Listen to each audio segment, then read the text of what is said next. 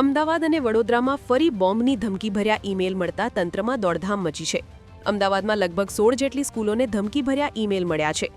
અમદાવાદના વસ્ત્રાપુર, સેટેલાઇટ, મકરબા સહિતના વિસ્તારમાં આવેલી 16 જેટલી સ્કૂલને ધમકીના ઈમેલ મળતા તંત્રમાં દોડધામ મચી છે.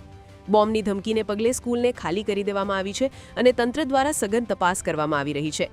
ડીએવી સ્કૂલમાં પરીક્ષા ચાલી રહી હોવાનું સામે આવ્યું છે.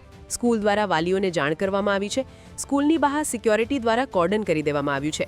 ધમકીના ઈમેલ મળતા વાલીઓ સ્કૂલે પહોંચી રહ્યા છે. તો વડોદરા શહેરની ઉર્મી, ડીઆર અમીન, નાલંદા, જીવન સાધના, શાનેન સ્કૂલ, નવયુગ સ્કૂલને બોમ્બથી ઉડાવી દેવાના ધમકીભર્યા ઈમેલ મળતા શાળા સંચાલકો દ્વારા બાળકોને તાત્કાલિક છોડી મૂકવામાં આવ્યા છે. તેમજ ઉર્મી સ્કૂલની હોસ્ટેલ પણ સાવચેતીના ભાગરૂપે હાલ ખાલી કરી દેવામાં આવી છે.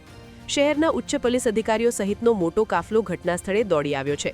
બોમ્બ સ્ક્વોડ અને ડોગ સ્ક્વોડની મદદથી સ્કૂલોની તપાસ ચાલી રહી છે.